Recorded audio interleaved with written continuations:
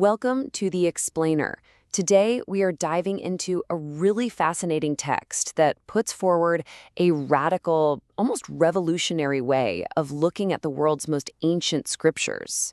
And the whole story kicks off with a nation on the absolute brink of collapse. The source material we're digging into today paints this incredibly stark picture of a civilization just coming apart at the seams.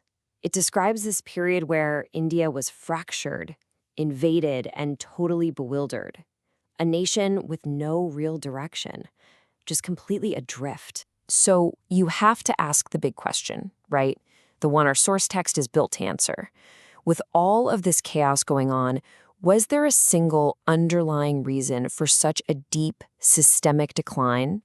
Well, the author thinks there absolutely was. To get to that answer, we've got to first look at the historical landscape the way the author lays it out. You see, it was a time of some truly brilliant minds, but here's the thing. It was also a time of a deep, fundamental problem that almost no one recognized. Now, the source is quick to point out that this era had some absolute titans of thought.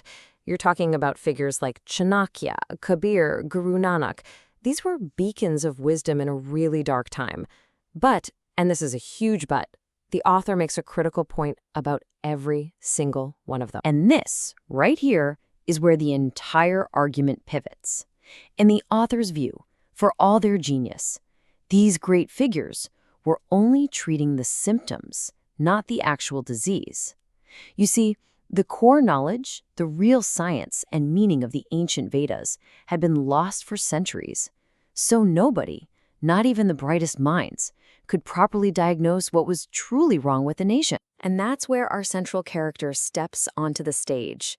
According to our source, a man named Swami Dayanand Saraswati emerged, who, for the first time in maybe 1,000 years, saw the problem with piercing clarity. So this was his diagnosis, and it was both simple and, well, profound.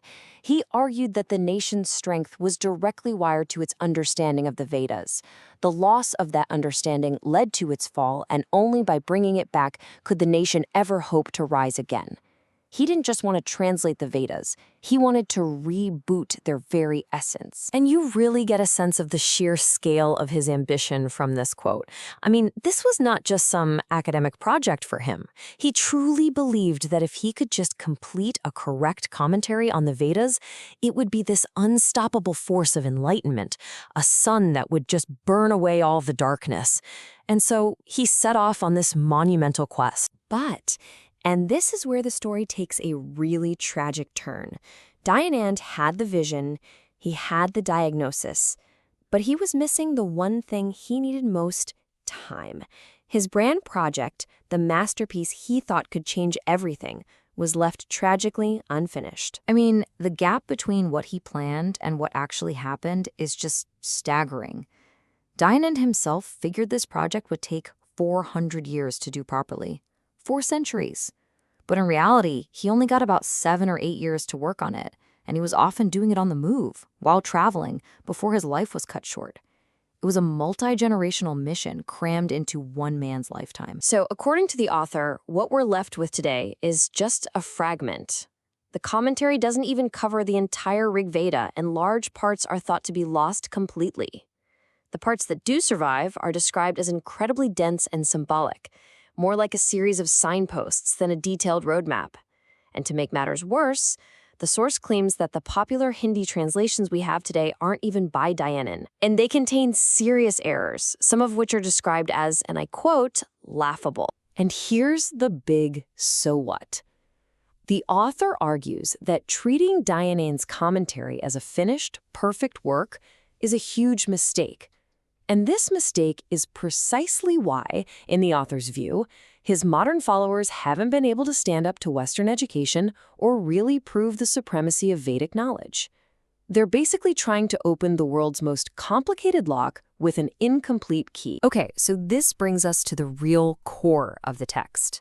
If Dayanand's work was just an unfinished first step, then what's next? Well, the author proposes that the answer lies in rediscovering a forgotten science, one they believe holds the true key So what is this missing piece?